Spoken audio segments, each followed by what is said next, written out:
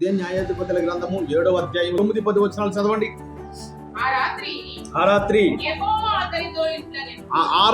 యెహోవా అతనితో ఇట్లనెను, నీవు లేచి దండు మీదకి వెళ్ళాలి, నీ చేతికి దానిని నేను అప్పగించబోతున్నాను.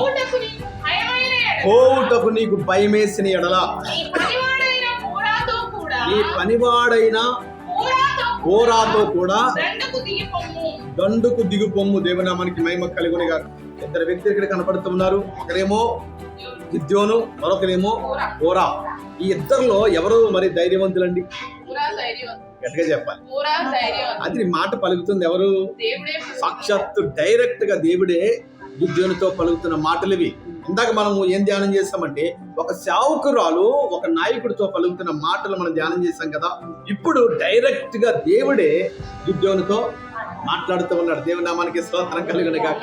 గిద్యోను, నువ్వు యుద్ధానికి వెళ్ళాలయ్యా అని ఎంతగా చెప్తున్నా, అతను ఎన్ని టెస్టులు పెట్టాడండి? ఇంచుమించుగా 3-4 టెస్టులు పెట్టాడు దేవుడికి. అయినప్పటికీ కూడా అతనికి ఏం కలగట్లేదు, ధైర్యం రావట్లేదండి. దేవునికి స్తోత్రం కలుగును గాక. ఆ టెస్టులు అన్నిటిలో కూడా దేవుడు ఎంతగానో బలపరిచాడు, ఎంతగానో అతడు అనుకున్నట్లుగానే దేవుడు చేశాడు. అయినప్పటికీ కూడా పిరికి తన మేలుపడి చేస్తూ ఉంది, భయపడుతూ ఉన్నాడు, యుద్ధానికి వెళ్ళలేకపోతూ ఉన్నాడు.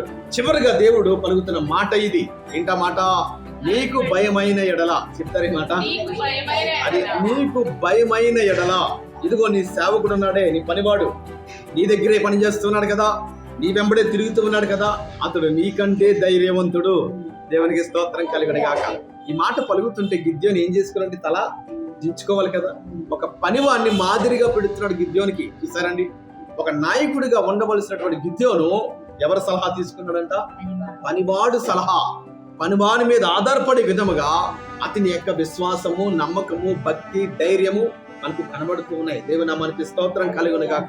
కాబట్టి ఇక్కడి నుంచి దీని నుంచి మనం నేర్చుకునే పాఠం ఏమిటంటే, చూడండి, గిద్యోని కంటే కోరానే ఎలా ఉన్నాడంట? చాలా ధైర్యవంతుడు, బలవంతుడు, దేవుని మీద ఆధారపడిన వాడు, దేవుని యొక్క శక్తిని పూర్తిగా తెలుసుకున్న వాడిగా యొక్క భక్తుడైన కోరా మనకు కనబడుతూ ఉన్నాడు. దేవునామానికి స్తోత్రం కలుగును గాక. కాబట్టి కొన్ని సార్లు మనము కూడా ఏమవుతామంట? భయపడుతూ ఉంటాం. పని చేయడానికి ఏం చేస్తామంట? అడుగు మనము ముందుకు వేయలేము. ఎందుకని వేయలేము? భయం అన్నమాట. ధైర్యం సరిపోదన్నమాట. ఏదైనా పని ప్రారంభించాలన్నా, ఎక్కడికైనా వెళ్ళాలన్నా, ఎవరినన్నా ఏమన్నా అడగాలన్నా, ఏదైనా పని చేయాలన్నా మనలో ఉన్నటువంటి ఆ యొక్క స్టామినా కానీ, ధైర్యం కానీ ఏమవుదంట? మనకు సరిపోదన్నమాట. అప్పుడు మనం ఏం చేస్తామంటే అడుగు ముందుకు వేయవలసిన వారము వెనక్కి మనము అడుగులు వేస్తాం. ఎందుకంటే చూడండి, మనలో ఉన్న ధైర్యము సరిపోక మనం ఏం చేస్తామంటే వెనక ముందు ఏం చేస్తామంట? ఆలోచనలో పడిపోయి అక్కడే ఆగిపోతూ ఉంటాము, కానీ ముందుకు మాత్రం మనం వెళ్ళలేం. అదే రీతిగా గిద్యోను కూడా ముందుకు వెళ్ళవలసిన వాడు ఏమైపోయాడు? ఒక ప్లేస్ లో స్ట్రక్ అయిపోయాడు అన్నమాట. అంటే అడుగులు ముందుకి వేయలేకపోతూ ఉన్నాడు. అలాంటి సమయంలో దేవుడే నేరుగా ప్రత్యక్షమైపోయాడు. ఎవరికి? గిద్యోనికి. ఎందుకయ్యా ఇక్కడ ఆగిపోయావు? ఇప్పటి వరకు బాగానే నడిచావు కదా, ఇంకాస్త దూరం వెళ్ళినట్లయితే నీవు యుద్ధ భూమిలోకి వెళతావు కదా, ఎందుకని ఇక్కడ ఆగిపోయావు అని అడుగుతుండే. అయ్యా, నాకు ధైర్యము సరిపోవట్లేదు అయ్యా. నువ్వేమో 32,000 మంది ఇచ్చావు, చివరికి 300 మంది మాత్రమే నాకు విడిచిపెట్టావు. ఈ 300 మందితో నేను ఎలాగ వెళ్ళాలయ్యా అన్నట్లుగా రకరకాల ప్రశ్నలు, రకరకాల అతనిలో ఉన్నటువంటి అధైర్యకరమైనటువంటి మాటలు మనకు కనబడుతూ ఉన్నాయి. చివరిగా దేవుడు అంటున్న మాట, నీ పనివాడైన కోరాను నువ్వు తీసుకెళ్ళు, అతడు నీకు ధైర్యాన్ని ఇస్తాడు, అతడు నిన్ను బలపరుస్తాడు, అతడు నీకు తోడుగా ఉంటాడు. నువ్వు ఎలా చేయాలో, యుద్ధము ఏ మార్గము గుండా వెళ్ళాలో అతడే నీకు సహకారిగా ఉంటాడని ఒక వ్యక్తిని గిద్యోనుకు దేవుడు చూపిస్తున్నటువంటి విధానాన్ని ఇక్కడ మనం చూస్తూ ఉన్నాం. దేవుని నామానికి స్తోత్రం కలుగును గాక. కాబట్టి చూడండి, దేవుని మాట మనం వినే క్రమంలో మనం ఏ విధముగా కూడా భయపడవలసిన అవసరం లేదు. దేవుడు మనతో మాట్లాడుతున్నప్పుడు దేవుని మాటకు మనం ఏమవ్వాలంట? విధేయత కలిగి మనం ఉండాలి. అందుకనే ఆత్మ నడిపింపులోకి మనం వెళ్ళాలి. చెప్తారు ఈ మాట. అది ఆత్మ నడిపింపులోకి వెళ్ళినప్పుడు ఆత్మే మనల్ని ఏం చేస్తుందంట? నడిపిస్తూ ఉంది. ఆత్మే మనల్ని బలపరుస్తూ ఉంది. ఆత్మే మనకు ఆలోచనలు ఇస్తూ ఉంది. ఆత్మే అన్ని రకాలుగా మనల్ని ఎంతగానో బలపరిచి ధైర్యవంతులుగా మారుస్తూ ఉంది. దేవునామానికి మహిమ కలుగును గాక.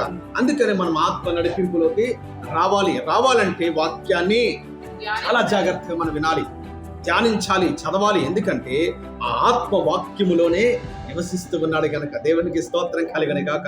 మనం పూజించి ఆరాధిస్తున్న దేవుడు ఆత్మ అయిన దేవుడు, ఆత్మ స్వరూపి గనక ఆయనే మనల్ని ఎలా బలపరచాలో, ఎలాగ ఆలోచన ఇవ్వాలో, మనకి ఎలాగ సహకరించాలో, ఎలా మనల్ని నడిపించాలో ఆయనకి బాగా తెలుసు గనుక ఆయన యొక్క వశములోకి మనము వెళ్ళాలి. ఎవరి వశములోకి? పరిశుద్ధాత్మ వశములోకి మనము వెళ్ళాలి. ఆత్మ నడిపింపులోకి మనము వెళ్ళాలి. మన నడిపింపులో మనం ఉండకూడదు. అర్థమవుతుందండి? మన ఆలోచన, మన జ్ఞానము, మన సొంత తెలివి, వీటి యొక్క నడిపింపులో మనము ఉండకూడదు. ఒకవేళ గాని మన సొంత ఆలోచన ప్రకారంగా, సొంత జ్ఞానము ప్రకారంగా, సొంత తెలివితేటల ప్రకారంగా నడిచామనుకోండి, అది మనల్ని ఎక్కడికి నడిపిస్తూ ఉంది?